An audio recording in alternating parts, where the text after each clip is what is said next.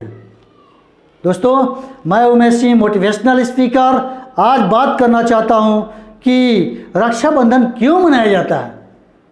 जी हाँ, जैसा कि आप जानते हैं कि आज सावन का पूर्णिमा है और प्रत्येक सावन के पूर्णिमा के दिन हर एक साल ये रक्षाबंधन का त्यौहार मनाया जाता है। तो हम चलते हैं अपने पुराण की ओर। कहा गया है कि शिशुपाल वध के समय श्री कृष्ण का उंगली कट गया था, जिससे ब्लडिंग होने लगा, ब्लडिंग हो रहा था। वैसी स्थिति में द्रौपदी उस ब्लडिंग को देखी और घबरा गई और जाकर दौड़ते हुए अपने साड़ी के पल्लू को फाड़ी और फाड़ कर कृष्ण के हाथ उंगली को बांधी। कृष्ण का ब्लडिंग ठीक हुआ। उस दिन सावन का पूर्णमासी का दिन था। उस दिन से ये रक्षा का सूत्रपात हुआ, उस दिन से भी बनाने लगा। एक कथा के अनुसार कहा गया है कि महाभारत जब युद्ध चल रहा था तो ऐसी स्थिति में कृष्ण युधिष्ठिर से कहे कि सैनिकों के लिए कुछ रक्षा सूत्र बांधो ना, है युधिष्ठिर, सैनिकों के लिए कुछ रक्षा सूत्र बांधो। और युधिष्ठिर सारे सैनिकों को रक्षा सूत्र बांधे। उस समय से प्रचलित है। उस दिन भी सावन का पूर्णिमा के दिन था, तो इसके आधार पर भी हमारे यहाँ रक्षाबंधन स्टार्ट हो गया। उसी तरह से हम सुनते हैं कि राजा बलि जो थे वो क्या किए, तीनों लोग को माप लिए। वैसी स्थिति में विष्णु भगवान को अपना कैदी बना ली और द्वारपाल नियुक्त दिए, द्वारपाल बना लिए, अपना द्वारपाल बना लिए विष्णु भगवान को। लेकिन लक्ष्मी जी को पसंद नहीं आया कि अब क्या करें।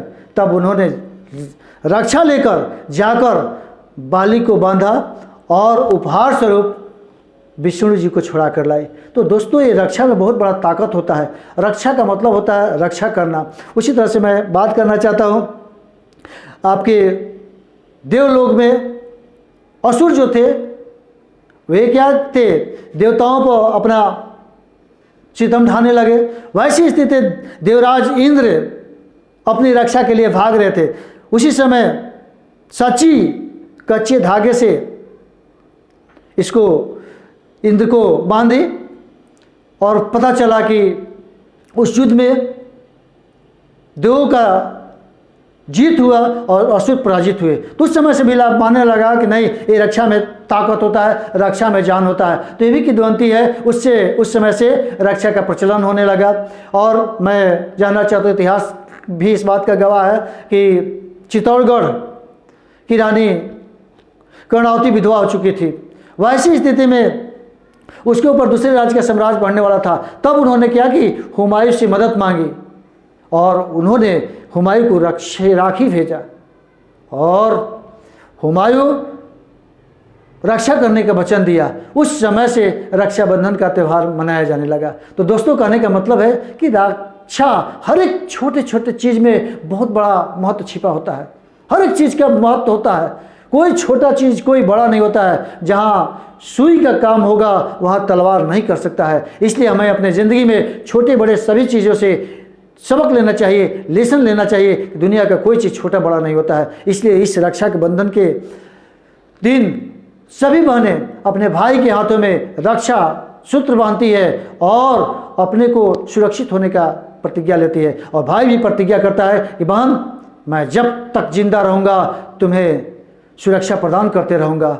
दोस्तों, इस रक्षाबंधन के बांधे से मैं उमेश सिंह चौहान साहब एक संदेश देना चाहता हूँ कि ये तो है, बहन भाई की रक्षा करेगी, भाई बहन की रक्षा करेगी। लेकिन अब समय आ गया है इस 21वीं शताब्दी में कि जब पर्वत की रक्षा करना होगा, पहाड़ की रक्षा करना होगा, नदी की रक्षा करना होगा, झील का रक्षा करना होगा, झरना का रक्षा करना होगा, पेड़ पौधे का रक्षा करना होगा, पर्यावरण की रक्षा करना होगा। अगर हम इनकी रक्षा नहीं कर पाए तो आने वाले दिनों में हम खुद परेशानी में बढ़ जाएंगे और हम विनाश के कगार पर पहुंच जाएंगे। इसलिए रक्षाबंधन के दिन हम सभी भारतीय शपथ ले, प्रॉमिस करें कि हम अपने ज़िंदगी में कम से कम 5-10 पेड़ लगाएंगे और उनकी रक्षा भी करेंगे।